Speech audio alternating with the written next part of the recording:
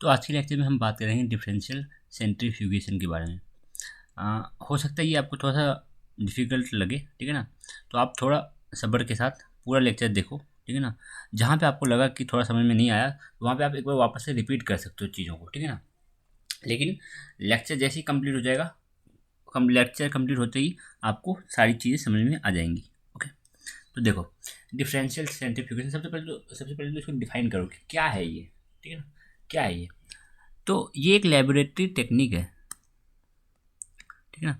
Differential centrifugation is a laboratory technique जो use की जाती है किस चीज़ के लिए, सेपरेट करने के लिए डिफरेंट कंपोनेंट ऑफ सेल के डिफरेंट डिफरेंट कंपोनेंट को सेपरेट करने के लिए, सच एज सेल के ऑर्गेनेल, ठीक है ना। सेल के डिफरेंट डिफरेंट ऑर्गेनेल को सेपरेट करने के लिए बेस्ड ऑन, और ये किस चीज़ पे बेस होता है, ये बेस होता है उसके साइज पे, शेप पे एंड डेंसिटी पे, जिसको आपको अलग करना है, ठीक है ना। लेट्स सपोज आपको किसी ऑर्गेनेल को अलग करना है, तो ऑर्गेनल की साइज पे डिपेंड करेगा, शेप पे डिपेंड करेगा और डेंसिटी पे डिपेंड करेगा, क्या, डिफरेंशियल सेंट्रीफ्यूगेशन, ठीक है। अब देखो, the process involve several steps of increasing centrifugal force. इसका मतलब जस्ट अभी आपको पता चल जाएगा जैसे ही हम आगे बढ़ेंगे, ठीक है। To progressively isolate particles with different sedimentation rate, ये भी हम आगे बात करेंगे, ठीक है। तो देखो, सिंपल सी चीज़ें रहेंगी। Differential centrifugation is a sequential centrifugation technique. Sequential centrifugation technique अभी आपको पता चल जाएगा इसका मतलब क्या है, ठीक है ना। बस अभी जस्ट मान के चलो, इट इज ए टेक्निक जहाँ हम क्या कहते हैं, often use to separate the subcellular fractions, ठीक है ना, of organelle from a cell extract, ठीक है। सिंपल चीज़ें हैं। Differential centrifugation is based upon differences in the sedimentation rate of particle of different size, shape, density। देखो, अगर मैं बोलूँ कि आपके पास एक पार्टिकल है, ठीक है ना। आपके पास मैंने बोला एक रस्सी से आपको एक बॉल बांध के दे दिया, ठीक है ना। एक रस्सी से एक बॉल बांध दिया और उसको आपको दिया।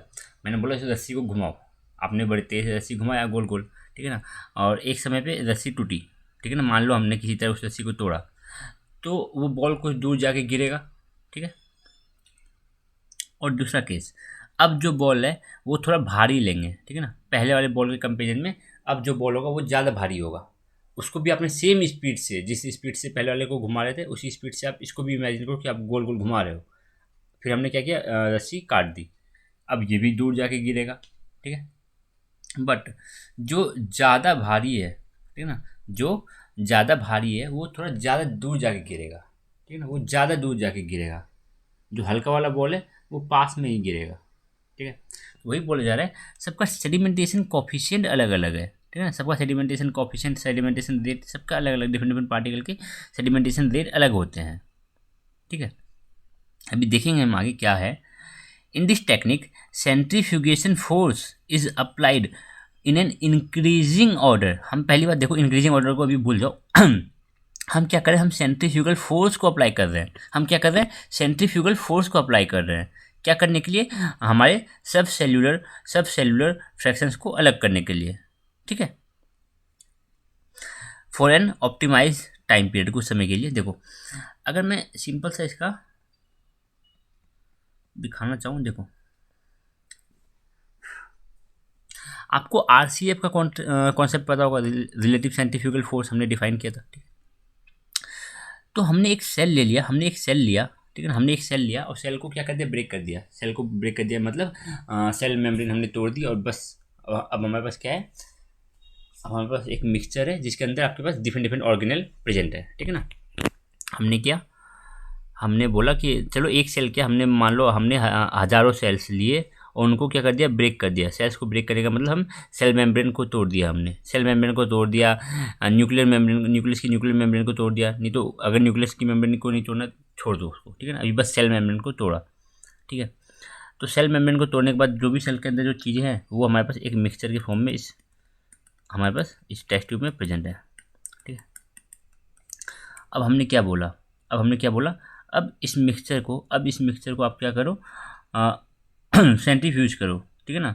कितने पे, 1000 G। आरपीएम कितनी रखनी है हमें, सॉरी आरसीएफ की वैल्यू क्या रखनी है हमें, आरसीएफ की वैल्यू रहने वाली है हमारी 1000 G।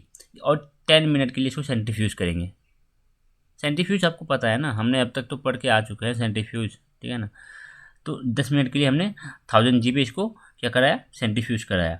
तो आप देखोगे कि जब आर सी एफ की वैल्यू आप आर सी एफ की वैल्यू 10 आर सी एफ की वैल्यू 1000 G रखोगे और 10 मिनट के लिए इसको सेंट्रीफ्यूज करोगे, तो जो न्यूक्लियस है वो तो सेटल डाउन हो जाएगा, न्यूक्लियस तो नीचे आके सेटल डाउन हो जाएगा। इसको बोलते हैं पैलेट, जो नीचे आके सेटल डाउन करते हैं उनको बोलते हैं पैलेट। और जो स्टिल अभी भी सॉल्यूशन में प्रेजेंट है उनको हम बोलते हैं क्या, सुपरनेंट। उनको हम क्या बोलते हैं, सुपरनेंट, जो अभी स्टिल अभी हमारे पास सॉल्यूशन में प्रेजेंट है, ठीक है ना। और हमने सॉल्यूशन की चीज़ का लिया है, सुक्रोज, ठीक है ना, 0.25 मोलर सुक्रोज का सॉल्यूशन लिया है हमने, ठीक है। अब क्या किया, अब हमने बोला कि हाँ अब जो ये आपके पास सेटल डाउन हो चुका है, ठीक है ना, इसको तो हम अलग कर लेंगे। और बाकी जो हमारे पास ये जो पोर्शन है जो अभी स्टिल अभी सेटल डाउन नहीं किए, जो ये सुपरनेट वाला पोर्शन है, इसको हम क्या कर लेंगे, दूसरे टेस्ट ट्यूब में निकाल लेंगे, ठीक है ना, दूसरे टेस्ट ट्यूब में ले लेंगे अब इस सुपरनेट वाले पोर्शन को। और जो हमारा पैलेट बन चुका है उसको हम रिमूव कर देंगे, ठीक है ना। अब इस पोर्शन पे हम दोबारा काम करेंगे, ठीक है ना। अब हम क्या करेंगे, आर सी एफ की वैल्यू थोड़ी बढ़ा देंगे। आर सी एफ की वैल्यू कितनी थी, 1000 था ना, अब हम 15000 कर देंगे, ठीक है ना। 15 टाइम्स हमने बढ़ा दिया और समय हमने 15 मिनट कर दिया इस बार, ठीक है ना। तो अब देखोगे, अब जो पैलेट फॉर्म होगा, अब जो चीज़ें नीचे सेटल डाउन करेंगी उनमें आपको माइटोकॉन्ड्रिया देखने को मिलेगा, लाइसोसोम देखने को मिलेगा, पर ऑक्सीसोम देखने को मिलेगा। जब हमने 1000 G आर सी एफ की वैल्यू, जब हमने 1000 G लगाई और 10 मिनट के लिए सेंट्रीफ्यूज किया, तो जो पैलेट आपको बना, जो पैलेट आपको देखने को मिला, तो पैलेट में आपको न्यूक्लियाई देखने को मिला, न्यूक्लियस देखने को मिला, ठीक है ना, न्यूक्लियाई। देन हम वापस से जो सेकंड स्टेप में वापस से इसको सेंट्रीफ्यूज करवाए, 15000 आर सी एफ की वैल्यू रखी इस बार हमने 15000 G, ठीक है ना, और 15 मिनट के लिए करवाया इसको। तो जो पैलेट बना, तो पैलेट में इस बार हमें माइटोकॉन्ड्रिया, लाइसोसोम, पेरोक्सिसोम ये देखने को मिले, ठीक है। अब देखो क्या क्या, अब जो ये सब तो क्या हो गया, नीचे सेटल डाउन हो गए, बट अभी स्टिल जो अभी हमारे सुपरनेट फॉर्म में है, ठीक है ना, जो हम सेटल डाउन नहीं किए हैं, ठीक है, तो उस सुपरनेट को हमने लिया, ठीक है, उस पोर्शन को लिया दूसरे टेस्ट ट्यूब में, ठीक है, और क्या किया, अब उसको और थोड़ा सा हमने क्या इंक्रीज कर दिया, आर सी एफ की वैल्यू हमने और इंक्रीज कर दी इस बार 1,00,000G, ठीक है ना, 1,00,000G की वैल्यू हमने रखी, आर सी एफ की वैल्यू रखी हमने 1,00,000G, ठीक है ना। और इसको 60 मिनट के लिए टाइम भी बढ़ा दिया हमने, ठीक है, टाइम और आर सी एफ की वैल्यू हम दोनों बढ़ा रहे हैं, ठीक है। तो 60 मिनट के लिए कराया, तब देखा जाता है कि आपके पास वेसाइकल्स और बोले तो माइक्रोजोम, ठीक है ना, माइक्रोजोम वेसाइकल्स आपको देखने को मिलते हैं पैलेट में, ठीक है। और सुपरनेट में आपको साइटोसोल देखने को मिलता है, ठीक है। सुपरनेट में आपको क्या देखने को मिलेगा, साइटोसोल। आई होप आपको पता है साइटोसोल, प्रोटोप्लाज्म, न्यूक्लियोप्लाज्म, ठीक है ना, क्या है, ठीक है। तो अब सुपरनेट में आपको साइटोसोल देखने को मिल रहा है। तो हम क्या बोल रहे थे, ये तो मैं बोल रहा था, ये तो बोला जा रहा है, increasing order of an centrifugal force are applied in an increasing order. Centrifugal force को हम अप्लाई कर रहे हैं इंक्रीज करते करते, पहले हमने रखा, हमने 1000G किया, फिर 15,000 कर दिया, देन हमने फिर बढ़ाया, फिर हमने बढ़ाया, करते करते हम एक 1,00,000G तक ले गया आर सी एफ की वैल्यू को, ठीक है। तो हमने क्या किया, सेंट्रीफ्यूगल फोर्स को बढ़ाया और बेसिकली, ठीक है, इंक्रीजिंग ऑर्डर में रखा और टाइम पीरियड को भी बढ़ाया था हमने।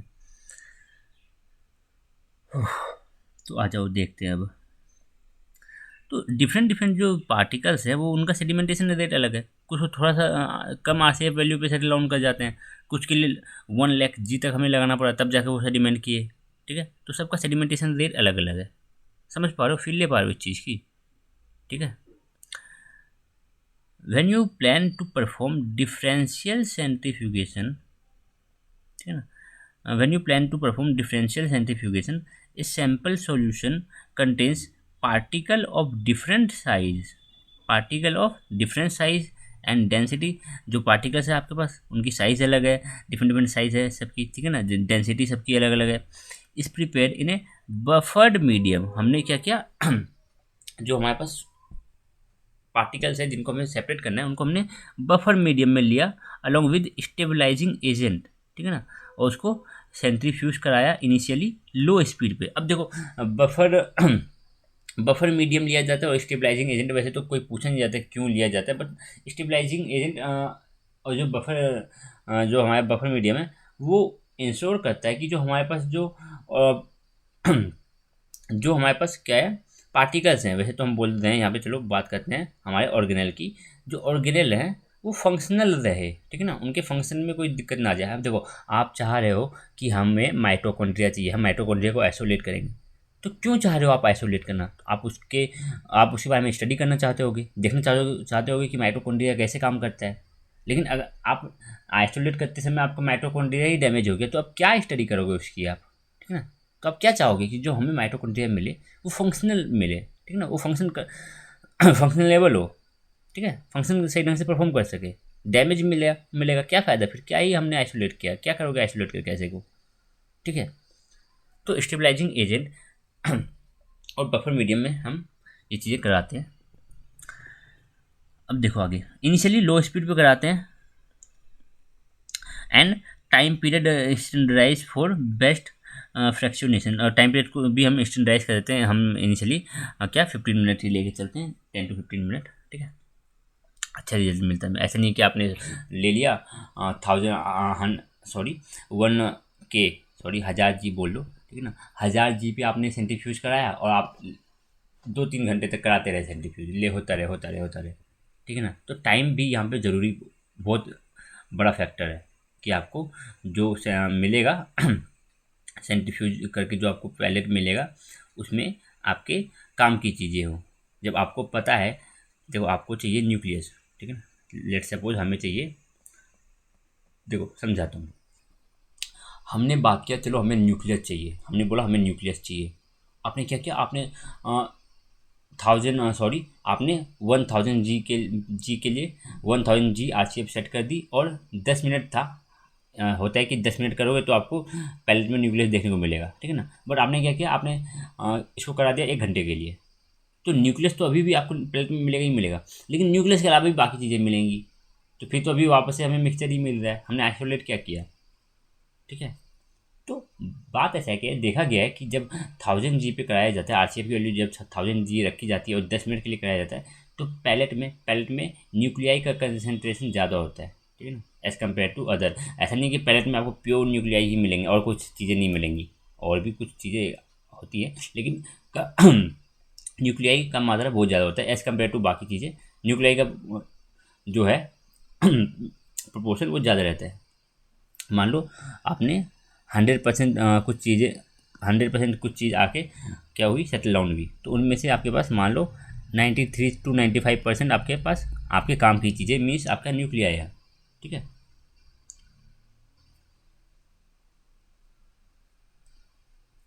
आ जाओ ऊपर। तो बस सिंपल सी बात याद रखो कि टाइम बहुत ज़रूरी है, ठीक है ना, टाइम पीरियड स्टैंडर्डाइज होता है। After centrifugation the material is separated into 2 fractions. The pellet को अलग कर लिया जाएगा और सुपरनेंट को अलग कर लिया जाएगा, सुपरनेंट को, ठीक है ना। पैलेट जो नीचे सेटल डाउन कर चुका है और supernatant smaller and less dense component. जो ज़्यादा डेंस है वो तो कम RCF पे ही सेटल डाउन कर जाएंगे।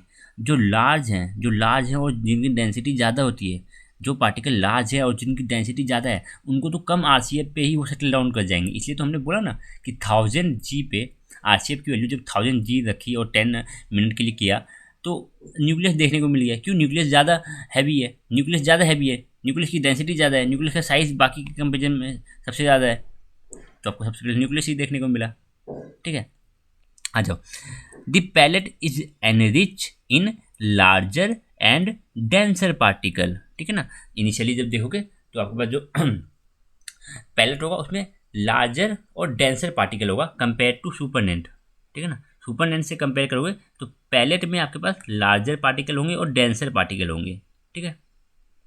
अब इस सुपरनेंट को निकालो, ठीक है ना। इस सुपरनेंट को लिया हमने, इसको वापस एक बार सेंट्रीफ्यूज किया तो कुछ ज़्यादा RCF पे, तो वापस से कुछ चीज़ें सेटल डाउन हुई, ठीक है ना,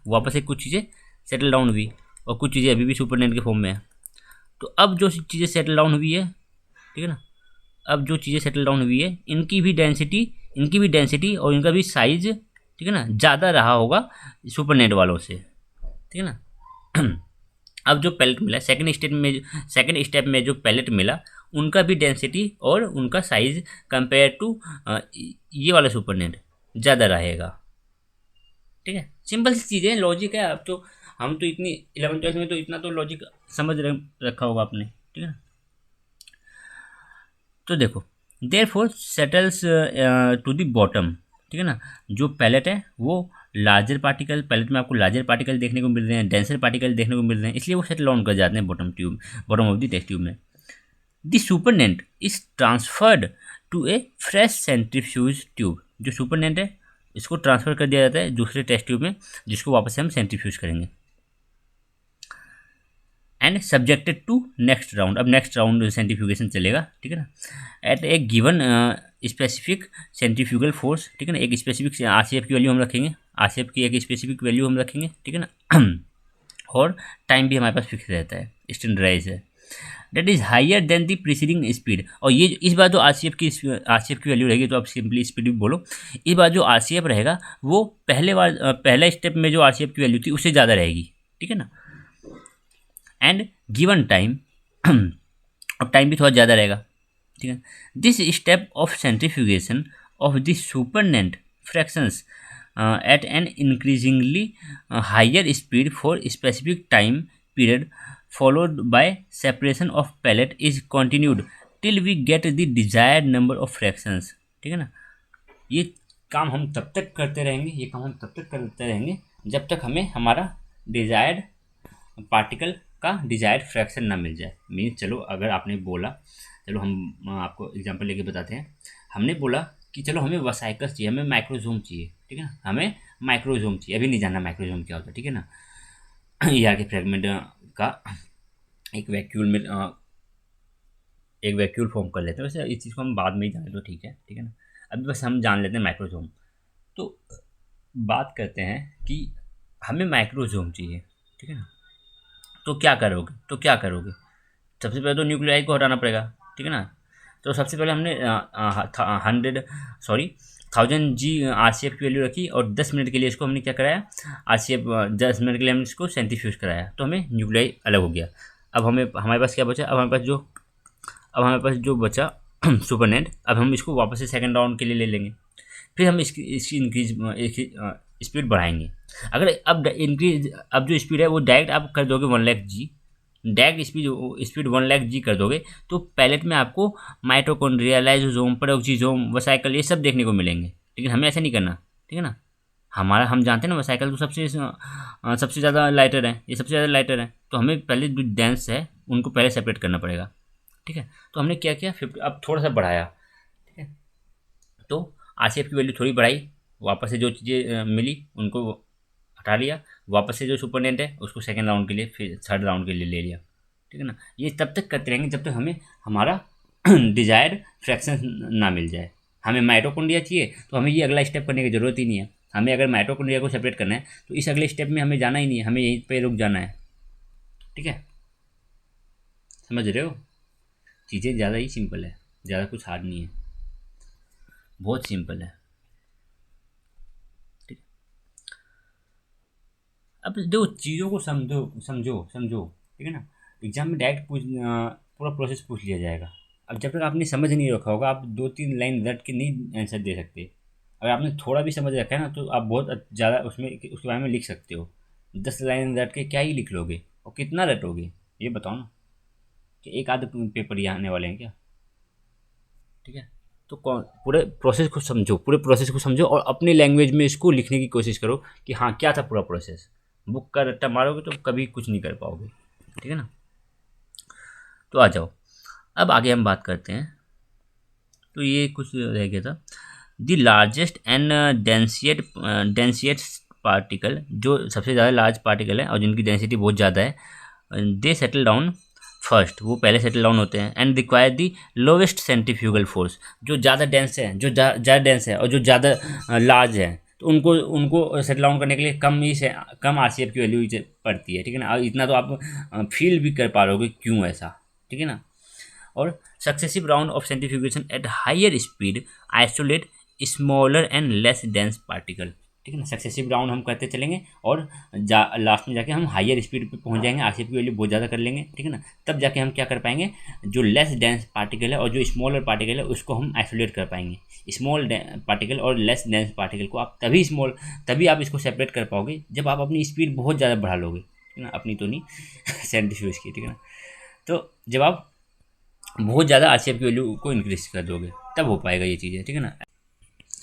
अब देखो बोला जा रहा है a differential procedure is based on the logic that largest and densest particle, ठीक है ना, जो लार्ज पार्टिकल है और जो डेंस पार्टिकल है विद ए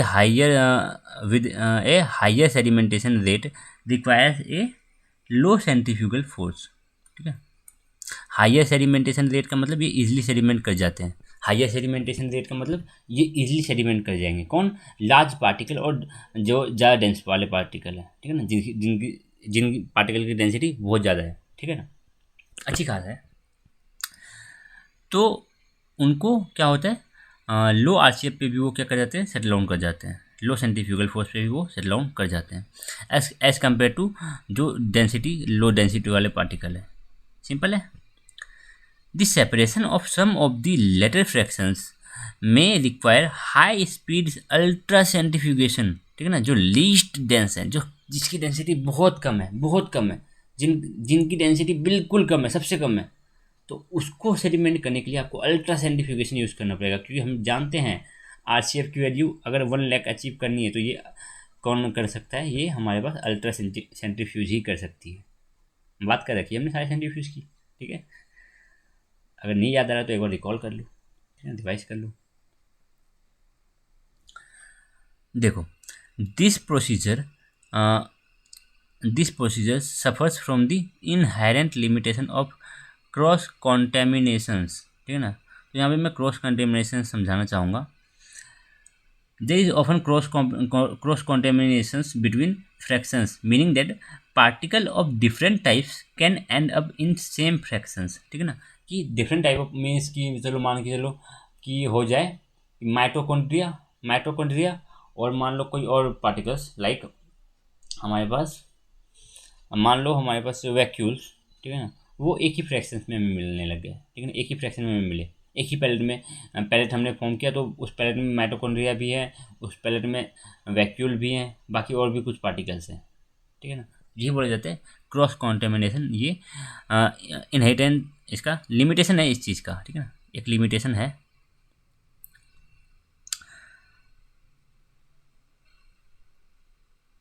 जो डिफरेंट पार्टिकल्स है वो आपको एक ही फ्रैक्शन में देखने को मिलते हैं। टू इम्प्रूव प्योरिटी, इस प्योरिटी को इम्प्रूव करने के लिए आपको क्या करना पड़ेगा, दी पैलेट कैन बी वॉश, जो पैलेट है उसको एक बार वॉश कर लो विद बफर एंड रीसेंट्रीफ्यूज करो।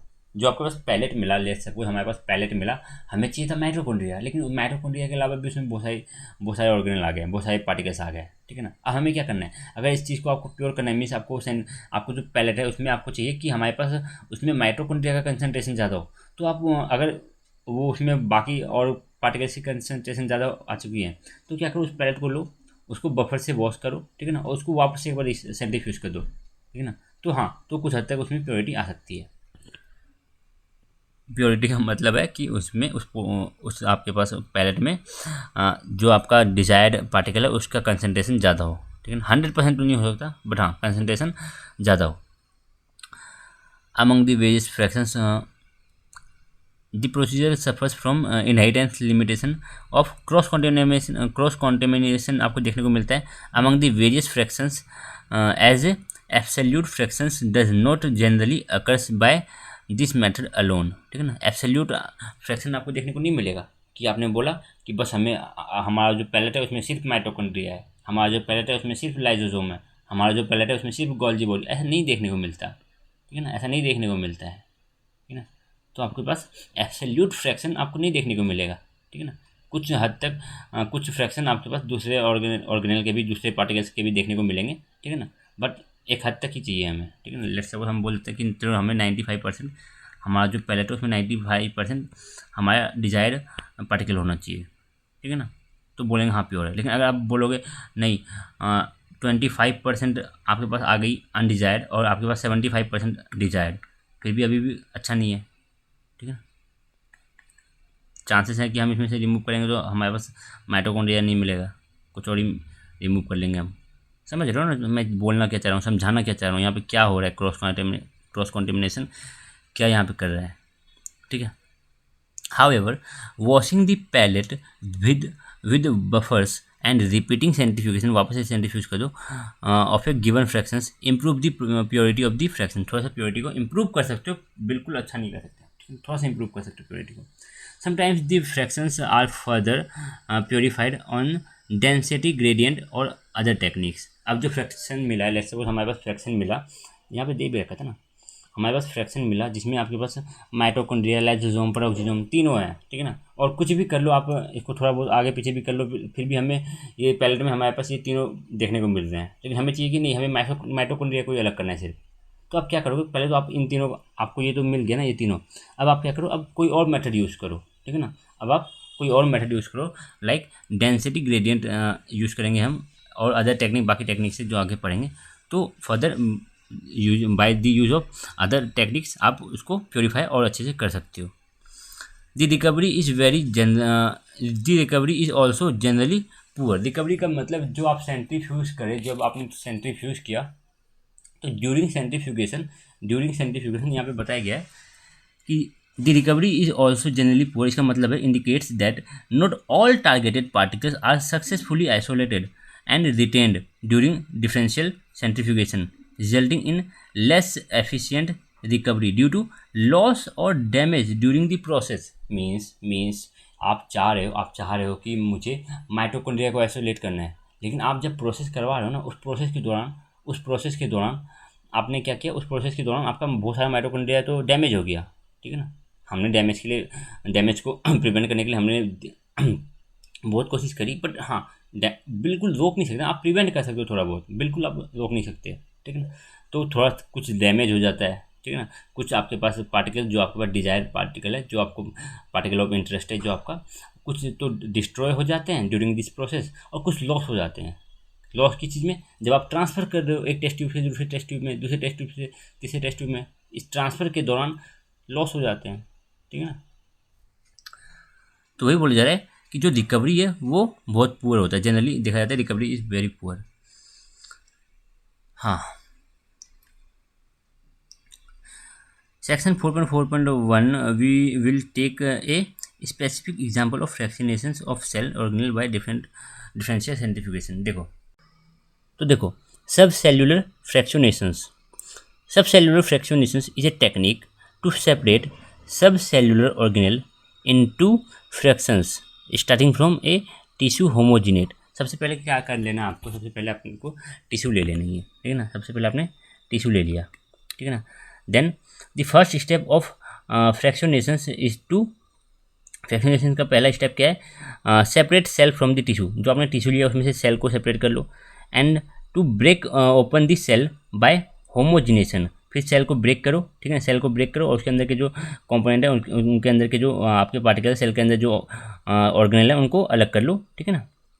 उनको क्या कर लो, एक मिक्सचर में मिल जाएगा ना। जब आप सेल मेम्ब्रेन को तोड़ दोगे तो आपको एक मिक्सचर मिलेगा, ठीक है, जिसमें आपके पास डिफरेंट टाइप्स ऑफ ऑर्गेनेल हमारे पास प्रेजेंट होंगे। उसको हम बोलते हैं होमोजिनेट, हमें एक होमोजिनेट मिलेगा, ठीक है ना। होमोजिनेशन कर लिया हमने, ठीक है ना। A homogenizer is generally use to facilitate this process. Homogenizer को यूज़ करते हैं इस चीज़ को करने के लिए, सेल को ओपन करने के लिए, ठीक है, सेल को ब्रेक करने के लिए। The desired tissue such as rat liver is placed in an isotonic solution. सबसे पहले क्या करो, आपको जो टिश्यू चाहिए, मान लो हमने रैट का टिश्यू लिया है अभी एग्जांपल के तौर पे, तो उसको लिया, उसको हमने आइसोटोनिक सॉल्यूशन में डाल दिया। किसमें, आइसोटोनिक सॉल्यूशन में। आइसोटोनिक सॉल्यूशन ऑफ क्या है, आइसोटोनिक सॉल्यूशन की चीज़ क्या है, 0.20 मोलर सुक्रोज का सॉल्यूशन ले लो। 0.20 मोलर सुक्रोज का सॉल्यूशन ले लिया हमने, किस चीज़ के लिए, लीवर सेल के लिए, ठीक है ना। लीवर सेल के लिए हमने 0.2 मोलर सुक्रोज सॉल्यूशन लिया। तब जब हमने लीवर सेल को इस सॉल्यूशन में प्लेस किया तो ये आइसोटोनिक सॉल्यूशन है इस सेल के लिए। टू मेंटेन ऑस्मोटिक प्रेशर को मेंटेन करने के लिए हमने क्या किया, आइसोटोनिक सॉल्यूशन लिया। अब आइसोटोनिक, हाइपोटोनिक इन सब का कॉन्सेप्ट आपको अच्छे से पता होगा, ठीक है ना। आइसोटोनिक सॉल्यूशन प्रिवेंट स्वेलिंग से बचाता है, एंड बर्स्टिंग से बचाता है कि जो सेल्स है वो फूट ना जाए। Of the cellular organelle, cell तो वैसे अभी हमने क्या कर रखे हैं, तो सेल तो हमने ब्रेक कर ही रखा है, जो सेलुलर ऑर्गेनल है वो ब्रेक ना कर जाए, ठीक है ना, क्योंकि हमें पूरे ऑर्गेनल को क्या करना है, एक्सट्रैक्ट करना है ताकि हम उसकी स्टडी कर पाएँ। हमें ऑर्गेनल को ही रिमूव करना है, ऑर्गेनल को ही हमें क्या करना है, आइसोलेट करना है, ठीक है। The mixture of broken tissue, the mixture of broken tissue, ये तो cell in solution is called homogenate, ये तो सेलुलर सस्पेंशन। जो आपके पास मिक्सचर मिला है, जो आपके पास मिक्सचर मिला है ब्रोकन सेल्स का बोलते हैं, टिश्यू हो रहा है यहाँ पे, जो आपके पास मिक्सचर मिला है ना ब्रोकन सेल का, तो उसी को हम बोलते हैं होमोजिनेट, ये तो सेलुलर सस्पेंशन। अब इस होमोजिनेट को क्या करो, that contains cellular debris, cell के कुछ टूटे वूटे पार्ट होते हैं, ठीक है ना, ये क्या होते हैं, non functional part of the cell, ठीक है। और न्यूक्लियाई देखने को मिलेगा, माइटोकॉन्ड्रिया देखने को मिलेगा, लाइसोसोम देखने को मिलेगा, राइबोसोम देखने को मिलेगा, ठीक है ना। तो होमोजिनेट में हमारी ये सब सारी चीज़ें देखने को मिलेंगी। These organelle differ in size, हम तो पता है, हमें ये पता है, ये जो ऑर्गेनल्स हैं सबकी साइज़ अलग अलग होती है, सबकी डेंसिटी अलग अलग होती है। Therefore they can be made to sedimentation at different rate, different different speed पे, डिफरेंट डिफरेंट आरपीएम पे इसको सेडिमेंट कर पाओगे, ठीक है, in response to their differential centrifugal force, ठीक है।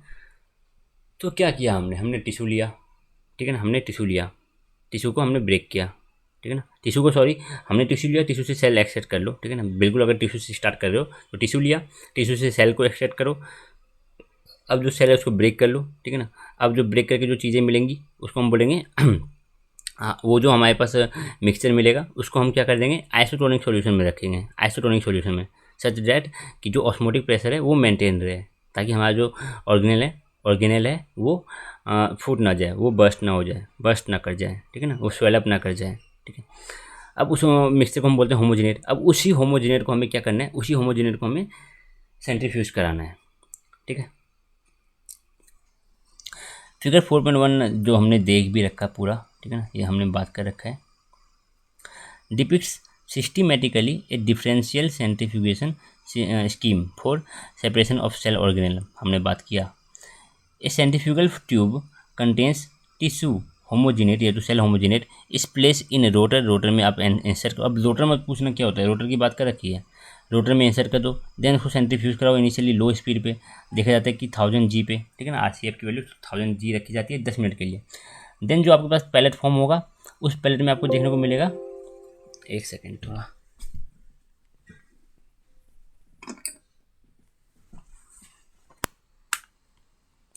जो इनिशियल पैलेट जो आपको देखने को मिलेगा 1000 G के अक्रॉस, ठीक है, तो उस पैलेट में आपको देखने को मिलेगा क्या, न्यूक्लियर मतलब मीन्स बोलो न्यूक्लियाई ज़्यादा देखने को मिलेगा, ठीक है ना, at bottom of the test tube, as it is the most dense component, जो हमारा न्यूक्लियस है वो ज़्यादा डेंस है।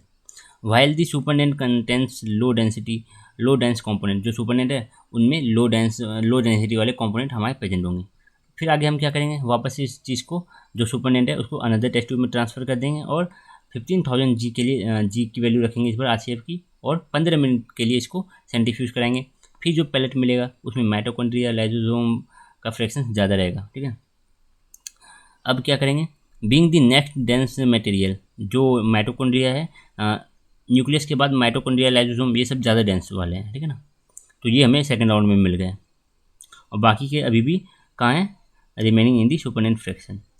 इस अगेन अब जो वापस से जो चीज़ें अभी भी सुपरनेंट में उसको वापस से हम क्या करेंगे, सेंट्रीफ्यूज, इस बार बहुत ज़्यादा RCF की वैल्यू रख देंगे, 1 लाख G तक की वैल्यू रखेंगे, ठीक है ना, 60 मिनट के लिए कराएंगे इस बार, ठीक है ना। अब जो पैलेट आपको देखने को मिलेगा उसमें माइक्रोजोम, ठीक है ना, मेम्ब्रेन वसाइकल, ये आपको देखने को मिलेंगे, सेडिमेंट्स, इनके सेडिमेंट्स देखने को मिलेंगे, और जो and smaller dense component remain in the supernatant fraction, जो अभी भी जिनकी डेंसिटी कम है, ठीक है ना, जिनकी डेंसिटी अभी भी कम है, मीन्स जिनकी डेंसिटी माइक्रोजोम से भी कम है, वो अभी भी आपके पास सुपरनेंट में होंगे। अगर उसको करना है उनको अगर एक्सट्रैक्ट करना है तो RCF वैल्यू को और बढ़ाओ, ठीक, सेम चीज़ है, बात कर रखी है, सब चीज़ें बहुत ईजी है। अब देखो, the quality of separated fractions is usually asserted by assessing the activity of enzyme marker and sometime marker lipid और अदर बायोमोलिक्यूल। देखो अब हमने बोला आपको, आपके पास मिला, आपने बोला आपने एक पैलेट रिमूव करवाया, ठीक है ना, आपको एक पैलेट मिला, ठीक है। अब आपको कैसे पता चलेगा कि इस पैलेट में आप मान के चल दो कि आपने ये निकाला था, आपने सोचा कि इस पैलेट में माइटोकॉन्ड्रिया ज़्यादा है, ठीक है, आपने माइटोकॉन्ड्रिया के लिए पैलेट यहाँ पे फॉर्म किया, ठीक है ना। आपने सेकंड राउंड कराया और सोचा कि इसमें सोचा कि हम जानते सेकंड राउंड में माइटोकॉन्ड्रिया ज़्यादा मिलता है, ठीक है। तो माइटोकॉन्ड्रिया के लिए आपने पैलेट बनवाया, ठीक है। अब कैसे चेक करें कि हमारा जो पैलेट है उसकी क्वालिटी अच्छी है, ठीक है ना, मीन्स उसमें ज़्यादा परसेंटेज है हमारे डिजायर्ड पार्टिकल का, लेट्स सपोज माइटोकॉन्ड्रिया का यहाँ पे परसेंटेज ज़्यादा परसेंट में है, ठीक है ना। ये कैसे पता चलेगा? देखो डिफरेंट जो ऑर्गेनल होते हैं ना, उनके अंदर स्पेसिफिक इंजाइम पाई जाती है, ठीक है ना। बहुत सारे ऑर्गेनल है, ठीक है, डिफरेंट ऑर्गेनल है, कुछ इंजाइम्स ऐसी होती हैं, बहुत सारी इंजाइम ऐसी होती है जो उन्हीं ऑर्गेनल्स में पाई जाती है, कहीं और नहीं पाई जाती है, सेल के किसी और पार्ट में नहीं पाई जाती है, वो स्पेसिफिक उन्हीं ऑर्गेनल में पाई जाती है। इन्हीं को बोलते हैं हम क्या? Marker enzyme. इन्हीं को हम बोलते हैं मार्कर एंजाइम। तो बोला जा रहा है एक्टिविटी ऑफ मार्कर एंजाइम, हम इस मार्कर एंजाइम की एक्टिविटी को मेजर करेंगे, ठीक है ना। मार्कर एंजाइम की एक्टिविटी, लेट्स सपोज माइटोकॉन्ड्रिया के लिए कोई मार्कर एंजाइम है, हम उसकी एक्टिविटी को मेजर करेंगे, तब हमें पता चल जाएगा, उनकी एक्टिविटी से हमें पता चलेगा कि हाँ ये जो हमारा फ्रैक्शन है ये अच्छी क्वालिटी का है या नहीं है, ठीक है ना। इसमें हमारे पास जो माइटोकॉन्ड्रिया है उसका ज़्यादा फ्रैक्शन मिला हमें या नहीं मिला, ठीक है। तो मार्कर पे डिपेंड करेगा, एंजाइम मार्कर पे डिपेंड करेगा, एंड समटाइम लिपिड मार्कर पे डिपेंड करता है, ठीक है ना, और अदर बायोमोलिक्यूल, ठीक है। सिंपली आपको मार्कर एंजाइम याद रख लेना है। A marker enzyme is a enzyme that is present only in a given organelle, बताया हमने अभी just. An investigator would ideally expect to get all the enzyme marker activity originally present in the tissue homogenate, ठीक है ना। जो अभी जो जब टिश्यू होमोजिनेट की बात कर रहे हैं, ठीक है ना, जब टिश्यू होमोजिनेट जो सेल होमोजिनेट की बात कर रहे हैं, वहाँ पे तो सारे मार्कर्स होंगे, ठीक है ना। जो एंजाइम मार्कर लाइसोसोम के लिए, जो आपके पास राइबोसोम के लिए, जो गोल्जी बॉडी के लिए, जो माइटोकॉन्ड्रिया के लिए, वहाँ पे तो सब पाया जाएगा, ठीक है ना। बट जो हमने ये पैलेट रिमूव किया है उसमें हमारे स्पेसिफिक, ठीक है ना, उसमें हमारे स्पेसिफिक ऑर्गेनल का ही एंजाइम मार्कर प्रेजेंट रहना चाहिए। तो ओरिजिनली तो कहाँ था? An investigator would ideally expect to get all the enzyme marker activity originally present in the tissue homogenate. Tissue homogenate में जो भी मार्कर्स थे उनको सब मिलने चाहिए डिफरेंट पैलेट में, एक ही पैलेट में तो नहीं मिलेगा। देखो जब फर्स्ट पैलेट हमारे पास मिला था तो उसमें वो मार्कर आपको देखने को मिलेंगे जो न्यूक्लियाई से एसोसिएटेड होंगे, ठीक है ना। वो मार्कर एंजाइम देखने को मिलेंगे जो न्यूक्लियस में पाए जाते हैं, ठीक है ना। माइटोकॉन्ड्रिया वाला तो मिलेगा ही नहीं, क्योंकि माइटोकॉन्ड्रिया तो अभी इस पोर्शन में है ही नहीं, ठीक है ना। होता है बहुत कम, बिल्कुल कम हद तक होता है, ठीक है ना। ऐसा नहीं कि ये प्योर न्यूक्लियाई होगा यहाँ पे और कुछ नहीं होगा, ठीक है। टू बी लोकलाइज इन सब cellular fractions that has the organelle and absent from all other fractions, ठीक है ना। अब बोला जा रहा है कि हम मान के चलेंगे, देखो हमारे पास, देखो अभी इसी से समझा देता हूँ, देखो अच्छे से समझना। एक पैलेट ये रहा हमारे पास, एक पैलेट ये रहा हमारे पास, एक पैलेट ये रहा हमारे पास। जो इनिशियली हमारे पास मिक्सचर था उसके अंदर सारे मार्कर एंजाइम होंगे, माइटोकॉन्ड्रिया वाला भी होगा, लाइसोसोम वाला भी होगा, पेरोक्सिसोम वाला भी होगा, वसाइकल वाला भी होगा, न्यूक्लियस वाला भी होगा, क्योंकि तो अभी तो जस्ट हमने सेपरेट नहीं किया, यहाँ पे तो सारे ऑर्गेनल प्रेजेंट है। जब हमने इसको सेंट्रीफ्यूज कराया और न्यूक्लियस को अलग करा लिया, ठीक है ना, तो अब इस पैलेट में हमें मिलना चाहिए मार्कर एंजाइम जो न्यूक्लियस से एसोसिएटेड है, ठीक है ना। और इस पैलेट में हमें मार्कर एंजाइम, न्यूक्लियस वाला मार्कर एंजाइम नहीं मिलना चाहिए, माइक्रोसोम वाला मार्कर एंजाइम नहीं मिलना चाहिए इस पैलेट में, ठीक है। और इस पैलेट में हमें मार्कर एंजाइम मिलने चाहिए कि जिसकी वसाइकल से रिलेटेड है, ठीक है ना, जो वसाइकल से रिलेटेड है, जो माइक्रोसोम से रिलेटेड है।